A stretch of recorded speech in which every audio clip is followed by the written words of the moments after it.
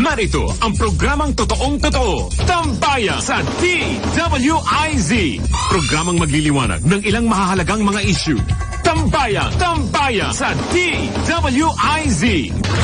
At ngayon, narito na sila upang maghatid ng saya sa bawat Pilipino. Sa programang Tambayan sa DWIZ.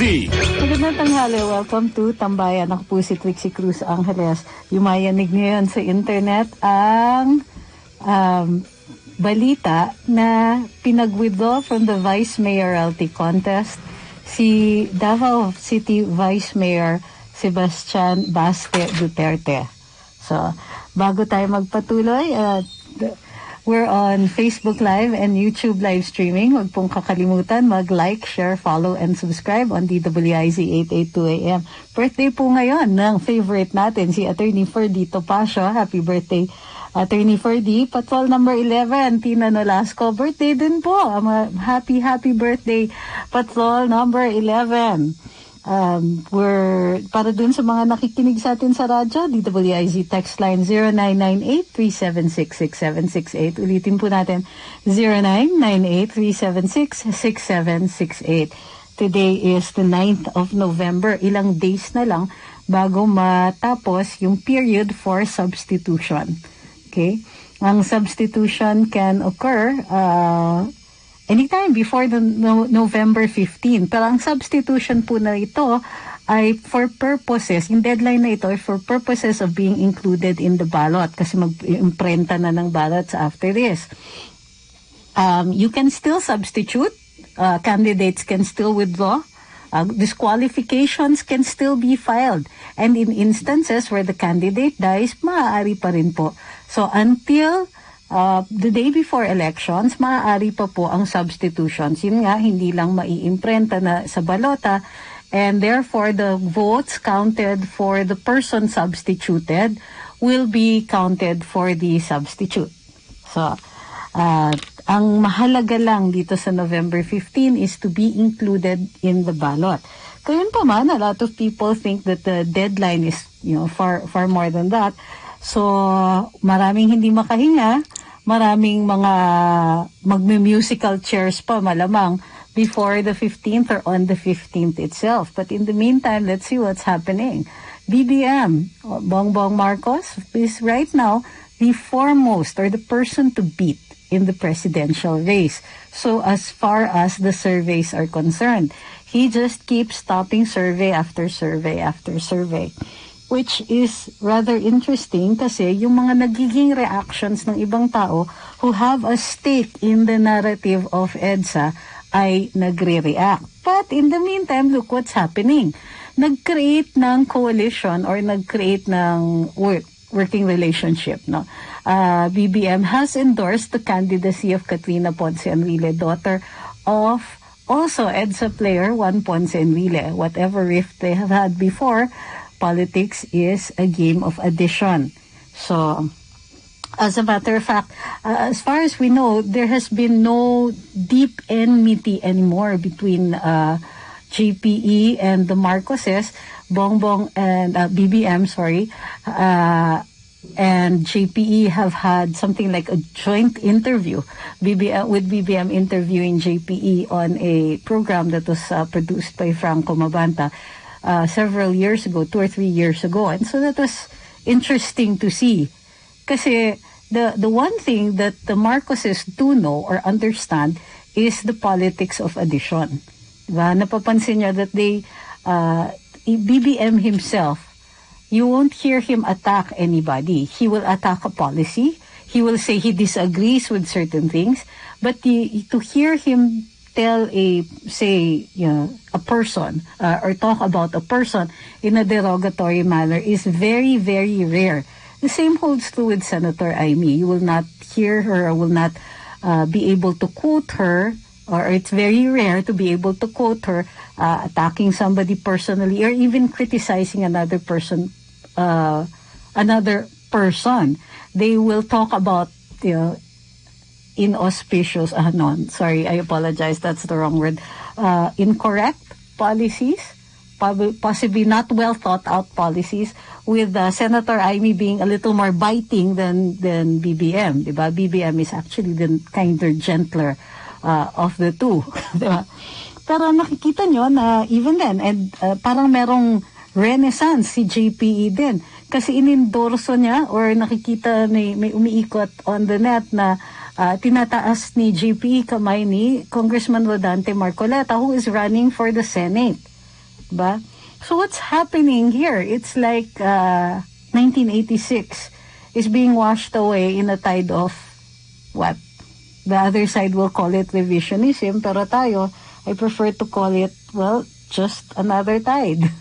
Dati, uso silang 86. Ngayon, may pagkakataon ng i-review yung mga pangyayari nung panahon na yon at makita ito in a different light. Okay? In the meantime, hindi ko pa nakikita kung sino yung nakatambay dito sa ating YouTube. So, double check ko lang. Kinakamusta ko po lahat ng nakatambay sa ating YouTube and sa ating Facebook. Nag-like and share na po ba kayo? Kung hindi pa, ay, anong iniintay natin habang hinahanap ko yung program para ma-share ko, di ko makita sa aking YouTube. But that might be me. Not, it has nothing to do with our, with the studio here. It's just, I just can't find it. Ayan, nahanap ko na. Ay, magandang tanghali sa mga nasa YouTube natin. Let me start with, holy cow, ang dami nyo. Which is actually a happy problem for me. Chev, Higgs Heisenberg, Brian Miguel Dosono, Ma'am Pinay Paparazzi, Ma'am Zinaida Javier, Sir Francis Cayetano, Josh Espiritu, Leticia Fernandez, Nicola Tesla, Liz Maeg, Ma'am Mia Poch, Peka Peka, LMX, and Bob Mario TV, Ma'am Lucila Restor, and Aldrin M. Oh, the Cooking Dad is here, and Ma'am Wilma Ihara. On our Facebook, magandang tanghali po sa lahat ng nakikinig at hopefully, nagko-komento sa ating Facebook. I still have to get it out of here. But I'm very thankful. By the way, just as a matter of noting that the statistics or the number of viewers for Tambayan has been significantly increasing at a steady pace. So maraming salamat po sa inyong lahat na tumatangkilik. But let's not stop there. Don't forget to like and share and follow. We may not always agree on our opinions, but certainly we learn from each other. At dun po, yun talaga ang pinaka-takeaway ko dito sa programa. At maraming salamat po sa lahat po ng tumatangkilik dito. Bakit nawala ako dito na naman sa sa ating Facebook. So, magandang tanghali sa kina Modesto Castellano, Carlos de Guzman, Jose Ligon, Melinda Filidoro, Bong Perlado, Justin Myers, who says pag-greet ng 80th birthday si Domingo Padre Juan, Cyrene Pablo, Irhin Ponso Granado, Mercy Otik Minor, Elizabeth Miguel, Emmy Del Rosario, Alex Ciego, Adjan, James, Arganio Lani, Mary Ann, Rose Renta Morales, Alberto Kilalan, Meli Villanueva, Rosemary Malabon, Virgilio Villapando. May sinasabi si Aharn. James, have you read the declassified U.S. documents TPU is talking about? Parang ang daming information na wala sa history books. Well, precisely, di ba? Ngayon lang dinideclassify yan. And, well, not exactly very recently, but kailan lang dineclassify yung documents na yan? Historians have to write based on something. So, ang mga historians, they're like lawyers. They have to write, pero may ebidensya dapat. And then, of course, they will conduct an analysis when they of the evidence that they have gathered. So, kapag ikaw ay isang nagsusulat ng kasaysayan, meron kang mga tinitignan ng mga dokumento, primary sources, secondary sources, and so on. So, ano yung mga primary sources? Eyewitness accounts, court documents of witnesses, and so on. Secondary sources, newspapers, kasi ano yan, hearsay yun But they at least they're put on record, and this indicates what people know at a particular time. Yung mga opinion columns of the time will also indicate how people were thinking at that time in history. What else? Of course, all of these evidence has to be can also be subject to analysis. Halimbawa, merong di umanong eyewitness account, but it is given 30 years after the fact. Magdududa ka talaga dun sa naaalala ng tao, dahil ito ay baka naapektuhan na ng mga later memories niya, or magtataka ka kung bakit ngayon ka lang nagsasalita after all of these years na may iba-ibang pangyayari. At tinatanong daw ang na balita sa likod ng pag-withdraw ni Baste in the vice mayoralty race in Davao. Right now, wala pa pong lumalabas na balita, pero ang nakikita natin, based purely on speculation, if the withdrawal means that Vice Baste is running as mayor, it means that the position of that Mayor Sara is not running for mayoralty, di ba? For the mayoralty, which leaves her free to run for a national position. Tandaan din po natin, si Presidente Duterte, although marami siyang sinasabi about running for a particular national position, has not made also any indications na final yung decision niya about that. So right now, it's a toss-up. Either,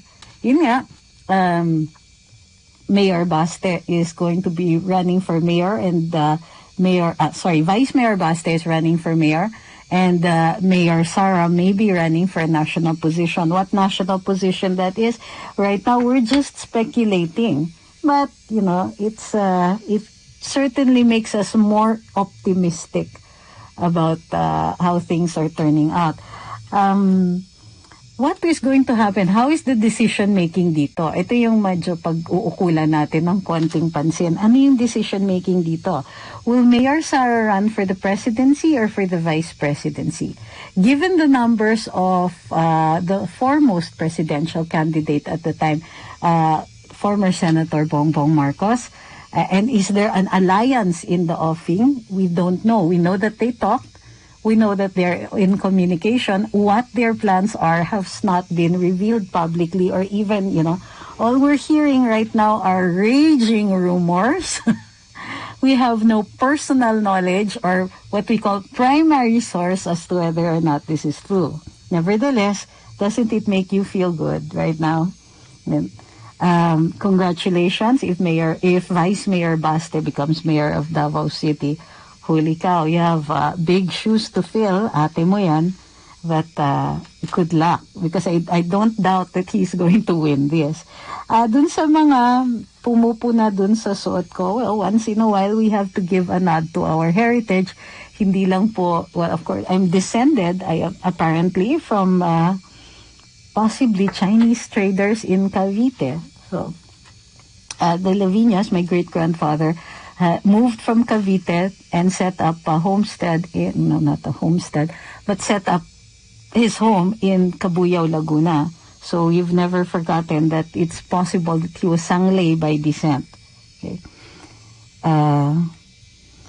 Itong sinasabi, jaw-dropping talaga while listening to TP. Well, like I said, since the documents had been declassified only recently, historians would only be able to incorporate it now after they have been declassified.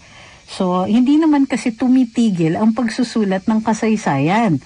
Once you've made a publication, diba, you're only as good as your last work, more studies are conducted on what you have written. If not by yourself, by somebody else. So tuloy-tuloy po yan, nire-review po parate ang kasaysayan. Huwag po kayong maniniwala dun sa konsepto ng historical revisionism. Iba po yan. We always review what we know. Parang science din yan. Every time may development, something new comes up. What if you find a letter, a document, and so on, that might change the course of history, that might change what we how we look at history? Then it has to be rewritten, or what has been written has to be reviewed. Diba? Minsan nga lang kasi, hindi ganong kalaganap ang pagtuturo sa earlier grades ng ating kasaysayan. So minsan matagal bago natin umabot sa atin yung mga developments dito sa kasaysayan. But with the internet, I think that's going to go a lot faster now. So wag po kayong mamamangha na mali ang kasaysayan and so on. It's always being revised. Halimbawa, I don't know, many of you, inaaway pa nga ako online pag sinabi ko wala pong land bridges, invento po yung konsepto na yon. Ang meron ay yung mga glacial ages, 'di ba? Kaya po nakatawid yung ibang mga hayop, kaya po nakatawid din yung ibang mga early ancestors natin kasi nung ice age na tinatawag natin, bumaba yung levels ng dagat. So, it made it easier to cross. Pati yung ibang mga hayop, kaya na nilang i-swimming kasi malapit na lang yung mga yung mainland na pinanggagalingan nila. So, hindi na siya imposibleng itawid. Hindi po nagkaroon ng land bridges kasi pag sinabi niyong bridge, merong tubig sa ilalim. So, wala pong ganon. Ibig sabihin, nung bumaba yung tubig, umangat yung mga yung mga landforms na sa ilalim ng dagat, umangat. So, may either mas mababa yung tubig o kaya mismong may mga lumitaw na mga isla, mala isla o ibang landforms at nakatawid ang mga tao. So, ang daming nagsasabi, hindi land bridges yan, land bridges yan. Well, of course not, diba? Dati naniniwala pa tayo sa Code of Kalanchaw until it was discovered na it was a hoax. O yung mga ganyan. So every time no merong mga bagong discoveries, binabago natin ang pagsusulat ng kasaysayan. Yun nga lang, may ibang mga tao, meron silang investment, parang emotional investment or maybe, we don't know, some kind of investment doon sa isang naratiba ng ating kasaysayan kung kaya't ayaw na ayaw nilang ginagalaw yung naratiba na yon. Nevertheless, you cannot stop academic research. Diba? What I am wearing is supposed to be a kipo or otherwise called a cheongsam, although it's not the traditional high-collared one. So, kailangan din natin ina-accept na ang marami, dahil sa trading that had occurred with China as early as the 9th, 10th century, then a lot of us may be descended from the early traders na mga Chinese, and then later on, those traders started living here. So, meron talaga tayong mixed heritage, di ba?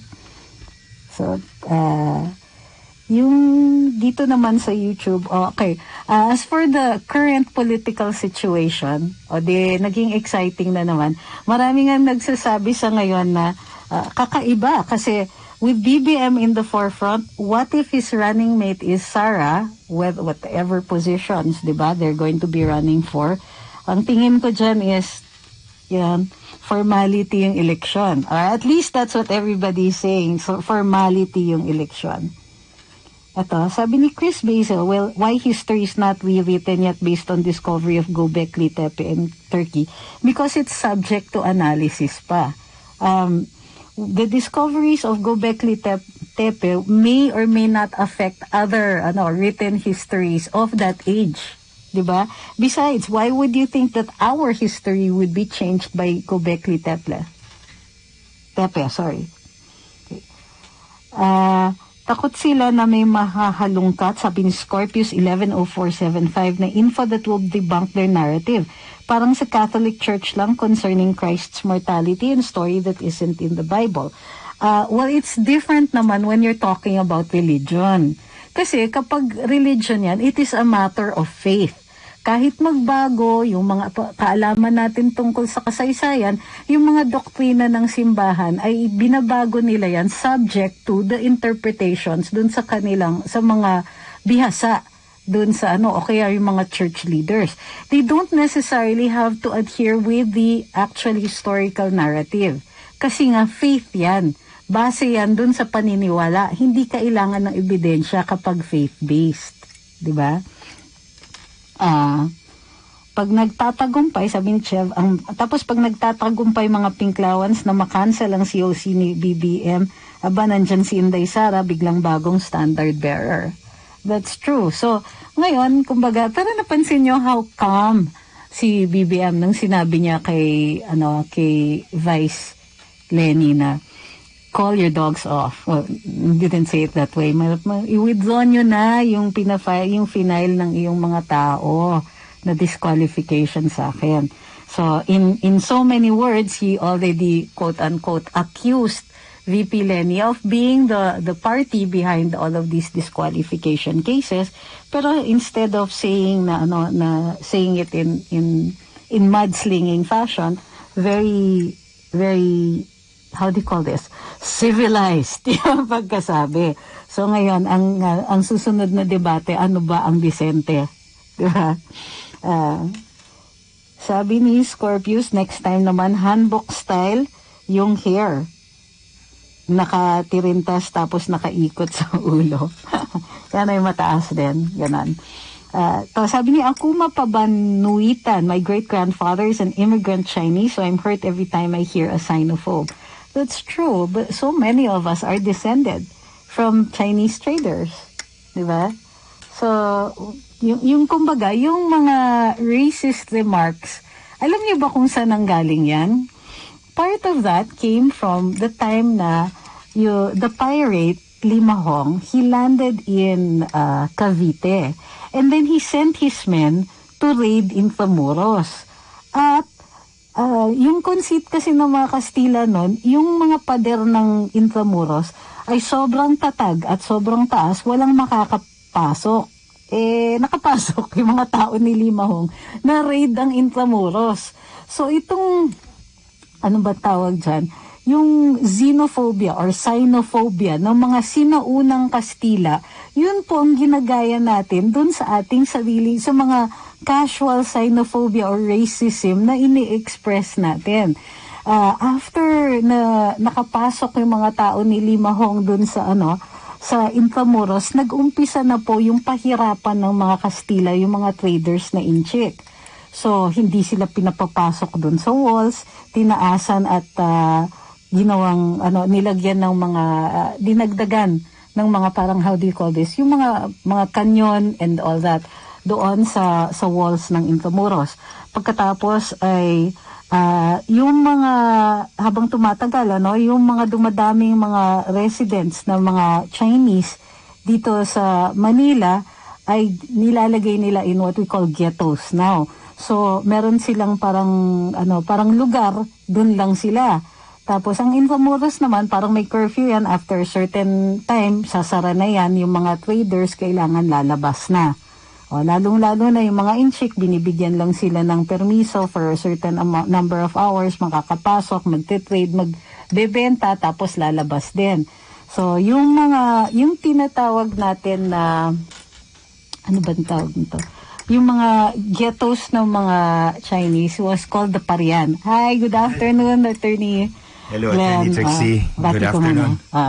Sa ating mga nanonood, nakikinig, magandang tanghali po sa inyo.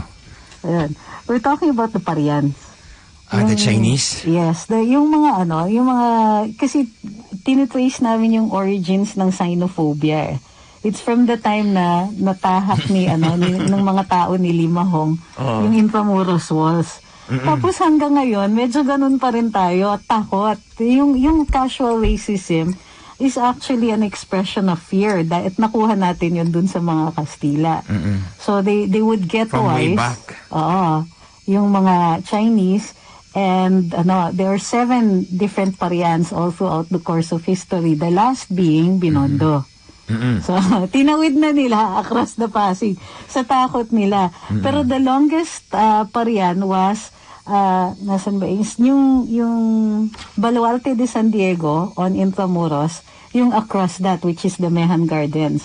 So that was the longest sa Rizal Park? Parian. No, Mehan Gardens. Saan ba yun? That's Forgive beside me. I'm not quite familiar there. Ang alam ko lang, near Binondo. City Hall. It's dun sa area na yon, kahilera ng City Hall. Bonifacio, narinig ko yung Mehan Gardens, pero yeah. Where the is now, the City College of Manila is built now. I'm not really Mehan quite familiar doon sa lugar na yon. Hindi ako. Mehan Gardens used to be the like a zoological and botanical gardens, one of the oldest in Asia. In fact, the oldest. The in oldest. Asia. It was the first of its kind in the country. So ngayon nandun na yung City College of Manila. Yun yung parang second to the last, the longest pa riyan, na dun din na-massacre yung ibang mga Inchik. So, ganun katindi yung xenophobia natin noon. And so you have to watch out for your xenophobia now.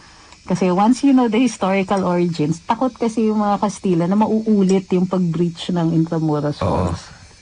So, it struck fear in their hearts. Yes. And we inherited that for some reason. Naipasa sa atin. Oo, parang it's in our DNA sometimes na parang if you remember, if you were traumatized by the raid on Intramuros, it got passed on siguro by word of mouth and so on. Ito. Ay, daming bumabati sa inyo, Atty. Glenn. Ay, magandang hali po sa inyo. Actually, kanina nakikita ko, puro heart. Nagsasalita ka pa. Puro heart But you heard, si Vice Baste is... ang nakita ko, nag-withdraw siya. He was asked by Mayor Sara. Oo nga, nakalagay doon on instructions of Mayor Sara. Kaya nga, I don't know what's the play. Di ba?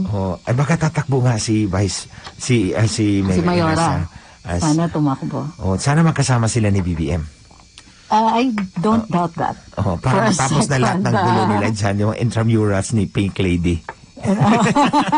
Wala na siyang pag-asa. After that. Ay, meron pala akong i-comment doon kay fake nanay. Sabi niya, pag may problema ka sa COVID o nawalan ka ng trabaho, something like that, meron kaming solusyon. Di ba? Meron daw siya solusyon. It's a 500 billion solution. Grabe. Ang pumuntak sa isipan ko, yung 4 times 40 nga, hindi nga tama yung sagot mo. Paano mo nabibilang yung 500 billion? No, what I mean is, if you have that 500 billion plan, lay your cards on the table. Ipakita nyo sa amin kung ano yon. Except, instead of staying motherhood statements like that, madali lang naman, mag-invento tayo Ako, meron kang 1 trillion plan. Diba? Diba? As long as she actually doesn't have any access to money, sige, magplano ka lang. Magplano ka.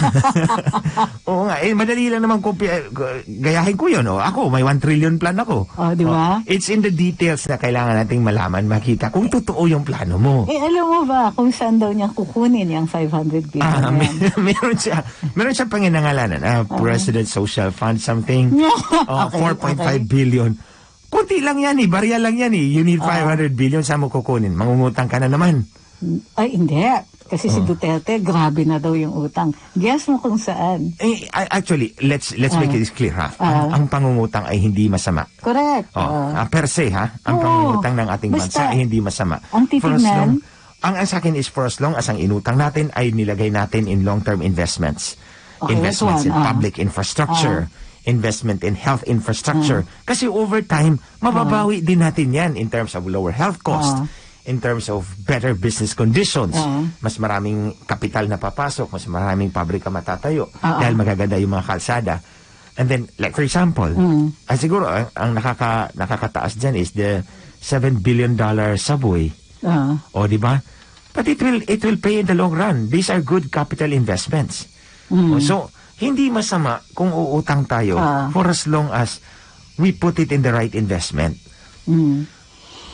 Yeah, that's one. The other is may capability to pay tayo. Kaya 'di ba na nakapag-utang tayo kasi maganda yung numbers yung natin. Yung credit rating natin.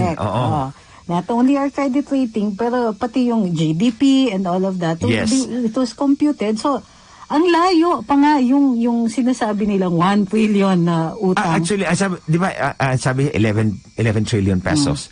But tingnan natin yan, how much is it in terms of our GDP? Yes. Because our GDP is about $402 billion. Okay? So kung $402 billion times 50, that's about 20 trillion. Or more than 20 trillion pesos. Nasa 55% lang tayo ng debt to GDP ratio. Yung debt to GDP ratio. Mababahala tayo kung ang ating utang ay katumbas na ng ating GDP. Like what happened in Greece. Yan. Yung utang nila mas mataas pa kaysa kanilang GDP. Even the United States. Yes. Ang US is parang 2.5 times yata siyempre, kampante sila nagpo-produce ng dollar Mag-i-imprinta lang yan Kasi di ba, they removed the gold standard. Wala na. Wala nang gold. Dati Gold, kasi it's backed by gold. Ngayon wala nang gold na backing eh. Mag-i-imprinta na lang sila kung gusto nila eh. Correct. Virtual na lang yung ano. Si Ronel Bello is asking, can you please explain what is the official gazette of the Philippines? Sana sinasite yan ng mga against sa Marcoses. We have to know what they are citing against the Marcoses.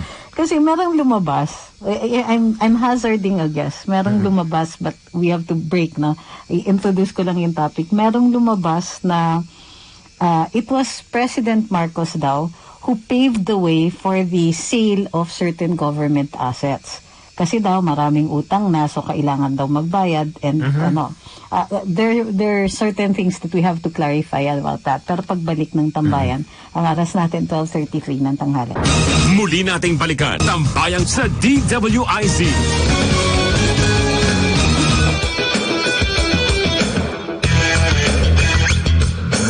Nagbabalik ang Tambayan, kasama pa rin sa impilan, Attorney Glenn Cho. Magandang tanghali. Ako po si Trixie Cruz Angeles. Bago natin sagutin yung tanong ni Ronel Bello, may kwento si Attorney. Yung napabalita kanina, di ba? Yung NTF, LCAC, na nagrally yung mga kababaihan sa harap ng COMELEC. Di ba?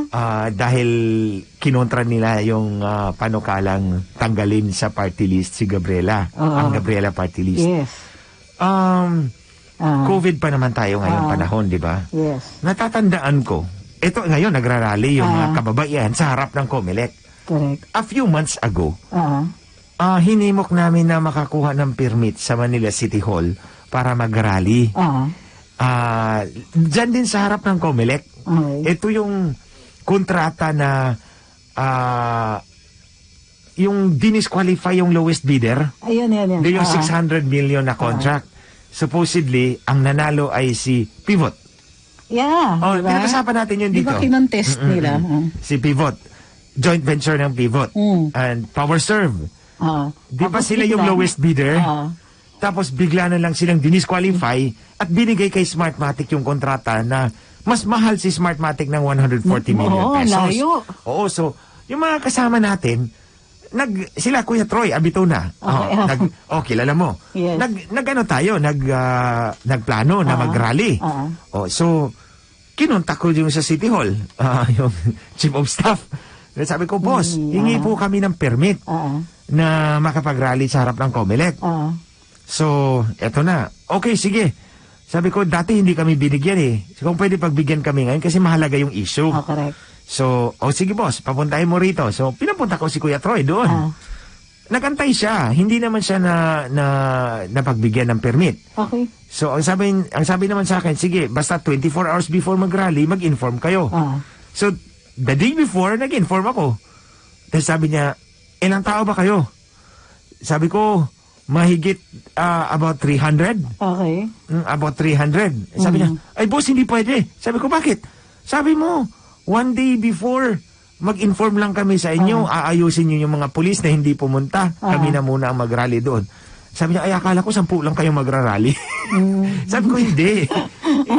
Wala naman tayong pinag-usapan na 10 lang kami magra-rally doon. Nakalikom kami ng 300. Tapos, alam ko yung mga OFWs nating mga kababayan nagpapadala ng para pagkain.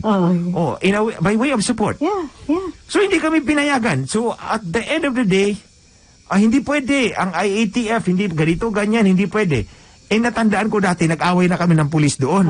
Nag-rally kami, wala kaming permit. Na may dala-dala siyang yung parang baston. Correct. Akala ko pamalo yun. Pang-measure pala yun. Pang-measure social distancing. Galit ako doon. Siyempre, kalaban ko yung mga pulis eh. Yung mga tiwali lang. Hindi matitino. May babae doon parang tomboy. Dala-dala niya stick. Akala ko, ang pumatak sa isip ko, baka papaluin itong aking mga kasama. Siyempre, makakagulo tayo rito. Doon na pangsukat pala yun ng social distancing. So nag-away pa kami, nag-eksena pa kami doon sa harap ng COMELEC. So I didn't want it to happen again. So inayos ko na. At the end of the day, they pulled out the gentleman's agreement. Hindi pwede. So ngayon, a few months later, bakit nakakapag-rally na yung mga kababaihan doon sa harap ng COMELEC? O dahil ba, ang pumasok sa isipan ko kanina nung nagre-report, dahil ba yung nakaupong mayor doon ay biased in favor of itong mga grupong ito? Oo, yung mayor na nakaupo dyan, biased in favor of the Gabriela, diba? Yung mga pula. And then, ayaw din niyang mag-rally kami kasi si Comelec ang puntirya namin. Titirahin. Baka naman, kakampi niya yung Comelec. Baka kakampi niya yun. Or he is harboring hope diba? Na ma-magic pabor sa kanya. So, in other words, ayaw nilang kalabanin ang Comelec. Yun lang. Ayaw nilang kalabanin ang Comelec. Eh kung pinayagan kami nung mag-rally, then we could have expressed our sentiment na hindi pwede yun na mahal ang kontrata ng Smartmatic, di-disqualified nyo yung lowest bidder at binigay nyo kay Smartmatic to the detriment of the Filipino people. Eh kaso, kandidato siya. For flimsy reason. Yeah. Di ba? Ang sabi nga, akala po namin 10 lang kayo. Excuse me. Ano akala ninyo sa rally nila, Lenny? Lenny? Ano ba kayo? Teka muna, may nakita ko. May nakita akong picture. Comparison. Di ba? Ito sa Macau. Nakita mo yon? Yung iilan lang silang nag-rally. Naka-pink sila lahat. Diba? Tapos di ba nag-rally nung nag-BBM Day, nung Red Day, nung Sunday. Tapos may picture dito, ang daming pula. In the same place. Ito ba yung parang facade ng church? Sa Macau? Yung famous na. Yeah, yung parang yung defining landmark ng Macau. Parang facade ng church na gumuho na, pero yung facade nandun pa. Parehong place. Parehong place. So, yung mga tao ni Lenny, siguro mga 20. Wala pang 20. Pero yung kay BBM, pulang-pula yung pula yun. Tumataginting yun. Ang dami. So, hindi po kami Lenny group na 10 tao lang ang pupunta. Anong kala ninyo? Rally ni Lenny? Kahit short notice yun actually. Kahit short notice yun, nakalikom kami ng 300. Pero yung 300 na yun, hindi yun mga in fairness kina Kuya Troy, hindi yun mga ordinary na individual lang. Leaders yun ng grupo. Kasi ang sabi ko, para makarami tayo, mas malaki yung impact. Leaders ang kunin natin. Huwag na lang tayong pumunta doon kung mga individual lang tayo. Okay lang, if you want to join, pero that's not our priority. Ang priority natin, leaders ng mga grupo-grupo. Para may dating yung rally natin. So, yun na nga, they pulled it out at the last minute. So, kanina, nung narinig ko yung news, hindi ba dahil pula ang magrarally, pinapayagan? Di ba? Oo, tapos hindi nila tinitira ang Comelec kasi NTF-ELCAC ang tinitira. Samantalang kami, si Smartmatic ang titirahin namin at si Comelec at kandidato siya. Yeah. Well, but the circumstances are the same. It's still COVID time. Yeah. Meron pa rin IATF rules. Correct. Siguro nandun pa rin yung pulis ng babae na tomboy na may dala-dala pamalo. Nagalit talaga ako dun sa babae na yon kasi parang pinapalo, inaaksyonan niyang papaluin yung mga kasama namin eh. Kaya nagsisigawan kami sa kalsada. Pero later na lang na-realize ko nga, pangsukat pala yun. Punta pala ang area na yun.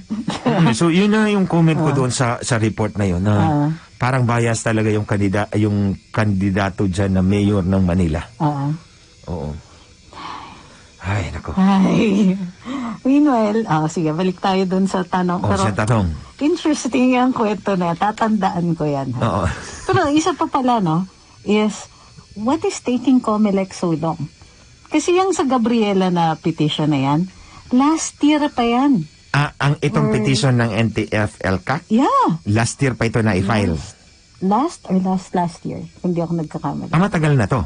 So ngayon hindi pa nila inaksyonan. ABS-CBN, so 2 years na siya. So hindi pa ito na-aksyonan hanggang ngayon? Ito ngayon. Meron silang mga issues. Wait, sandali. Ito ang babantayan natin. Okay.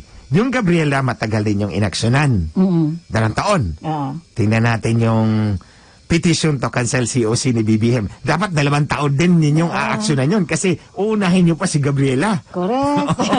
Unahin nyo muna yung mga backlog ninyo at huwag nyong mamadaliin dahil si kampo ni Lenny Robredo ang nag-file. Yung Sampayan. Correct. Sampayan ang tawag ko dyan eh. Sablayan nga. Sige, tingnan natin. Kasi pag minamadali ninyo yung kay BBM at i-disqualify ninyo, which wala namang basihan, ay magkakarevolusyon tayo. Di ba? Pero I wouldn't doubt na grabe yung magiging galit ng taong bayan. Kasi ang linaw naman ng batas. Yes. Ang linaw naman na yung decision, dekada na ang inabot. Tapos ngayon nila i-challenge yung decision. Yun nga, sabi ni Antonio Carpio, Justice Carpio, na it doesn't matter kung ngayon lang namin ni-raise yun. As if hindi justice ang nagsabi, di ba? Oo. Tapos, si actually, Attorney Calleja din, yun din ang sinasabi. Ito ang masasabi ko sa kanya. Paano ito natin i-explain? Paano ninyo ngayon i-connect ito? Ang kliyente niya ay mga biktima di umano ng martial law. Karahasan ng martial law, di umano. Tapos ang abogado nila ay abogado ni Saldi Ampatuan. Okay. Abogado siya ni Saldi Ampatuan eh. Yan, Ampatuan Massacre. Yung sa Maguindanao Massacre. Ni Gov Saldi. Siya, ang unang abogado. Si Howie ba? Si Howie. Yes, I remember. That's right. Siya ang unang abogado ni Saldi Ampatuan. So ngayon, nasabi ko, there's an obvious disconnect between the victims and their lawyer. Because magkaiba eh. Correct, yung biktima daw sila ng karahasan. Siya naman, ang lawyer, abogado siya na gumagawa ng karahasan. At least accused of it, di ba? Accused of it. To be correct. So, paano mo? That's an obvious disconnect. Yun nga, sabi ko, it's all about... Hindi ba si Attorney Calleja yung parang na kasama niya si Andy Bautista. Abogado siya ng PPCRB. Correct. There you go. Abogado din siya ng PPCRB. Nagbabanggaan kami niyan sa Senate hearing eh. Yun, that's it. Nagbabanggaan kami niyan sa Senate hearing si Attorney Calleja kasi pinagtatanggol niya yung PPCRB, walang dayaan, ang COMELEC, walang dayaan, ganito, ganyan. Ang sagot ko lang, ba't ako makikinig sa abogado ni Saldi Ampatuan? Ako, not who he represents, pero what he has been into.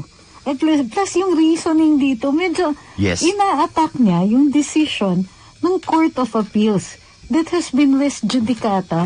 Final since 2001? Diba? Yeah. That's 20 years ago. That's 20 years ago. Sasabihin niya, erroneous yung decision ng CA. Who is he to judge? Diba? Ngayon mo i-raise yun. Unang-una, it's a criminal case. Yes. So may jeopardy ito. Yeah, double jeopardy. Tapos, ngayon mo i-raise 2 decades after. Grabe And beside that, tumakbo si BBM as a candidate. Several times within that span from 2001 to 2021. Bakit hindi niyo question? Kasi ngayon mukhang mananalo ng presidente. Yun nga eh. Diba? Desperate move eh. Correct. Desperado talaga. Dati kaya nilang i-marginalize kasi senador lang, governor lang, mga ganyan-ganyan yung mga hirit. Ngayon, mas ngayon mabigat. Tapos nakikita nila yung suporta kay BBM. Tapos naghahanap ng paraan. Kwento ninyo. Kasi everything that they had stood for now comes crumbling down. Itong mga taong to kasi, hindi sila naniniwala sa redemption. Hindi sila, despite the Catholicism. Despite the preachings nila. Despite the preachings nila and the Roman Catholic Church behind them. Diba? Wala silang ganun. And remember, redemption, the idea of redemption is the very essence of Christ. Yun yung foundation ng religion natin. For those who are Christians. Yun yung pundasyon ng religion natin. Redemption. And you're going to deny that to BBM? Diba?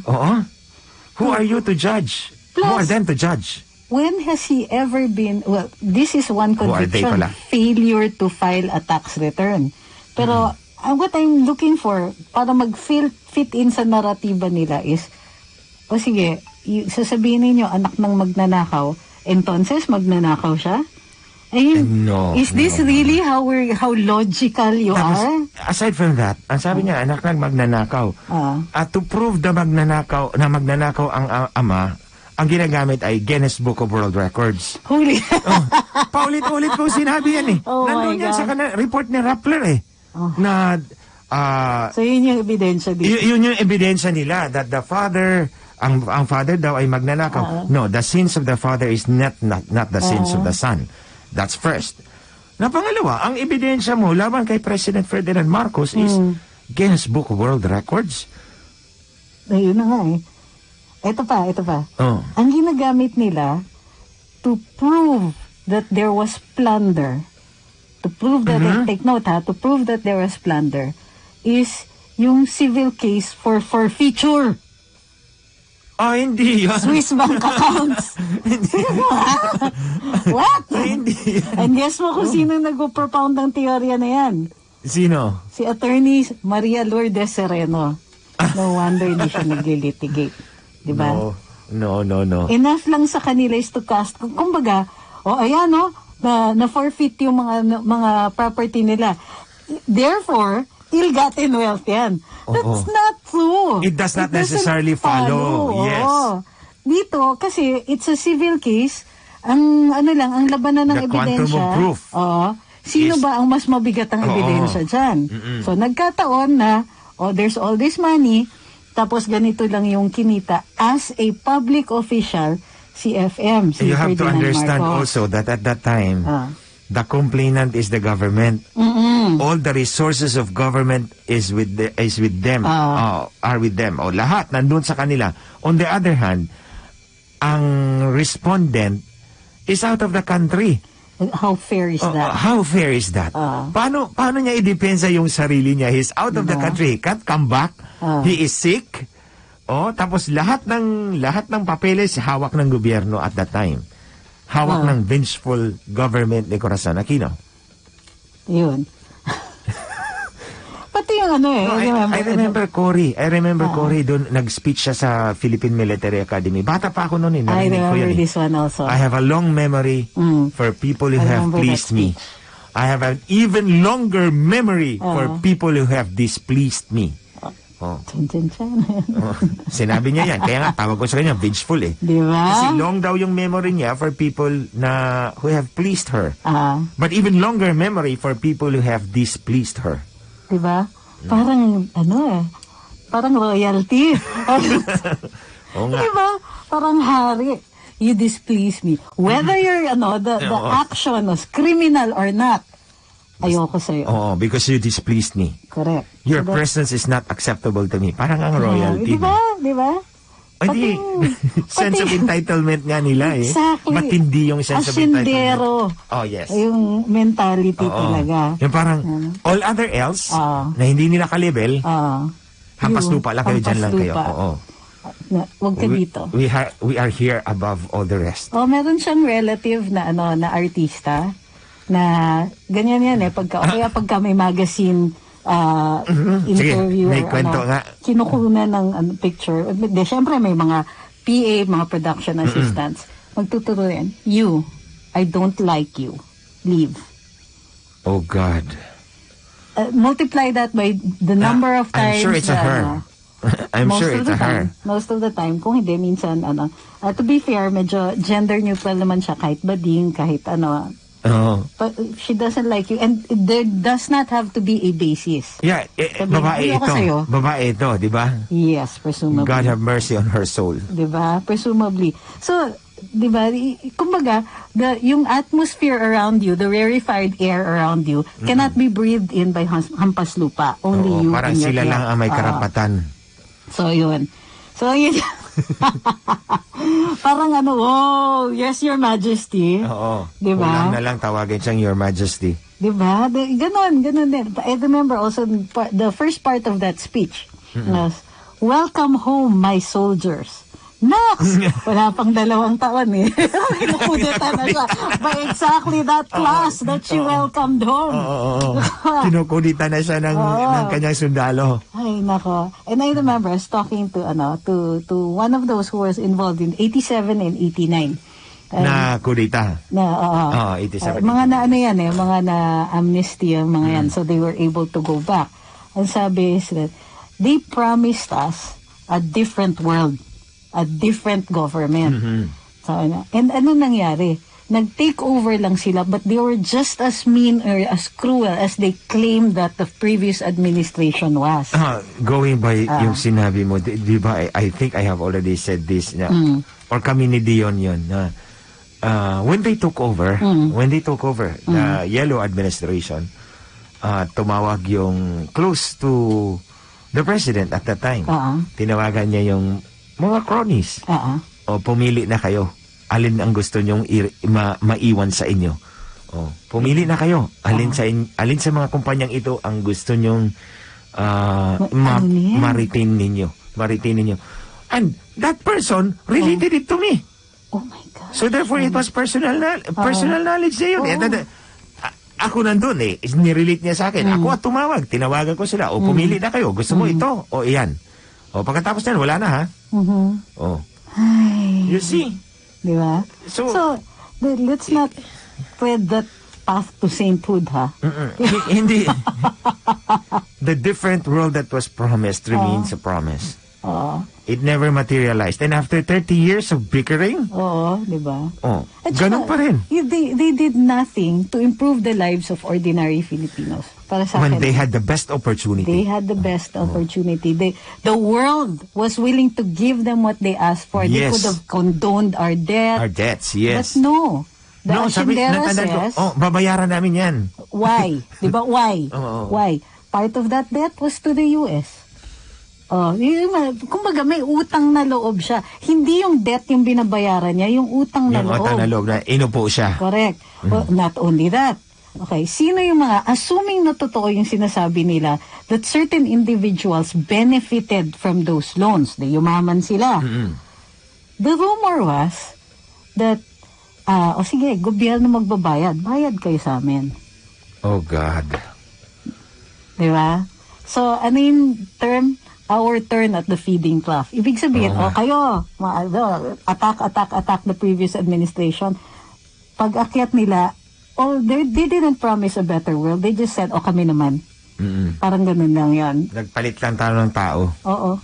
Mukha lang ang binago natin. Mukha lang yung binago natin. But this time, they are so loud about their virtues. Their self-proclaimed virtues. Correct. Kaya ngayon, I'm so excited for these elections. Sagutin muna natin yung Gazette. Nga pala, sorry. Naman siya. Nag-ano pa siya. Okay, what is the official Gazette? Well, publication, official, because it is the publication of the government. Diyan po yung mga... Official. Nandun yung mga batas. Presidential speeches, policies, implementing rules and regulations, etc. Yun yan, pinapublicize natin. Yan. Yun yung official publication of the issuances of government.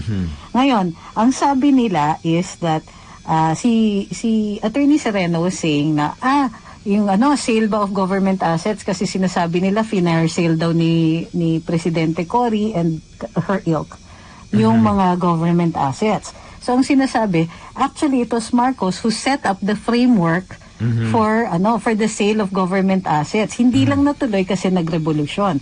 Ito yung counter argument for that. Ang ginagamit is of course the OG because yun yung official publication ng mga presidential decrees and other laws. Now, ang counter argument to that is simple.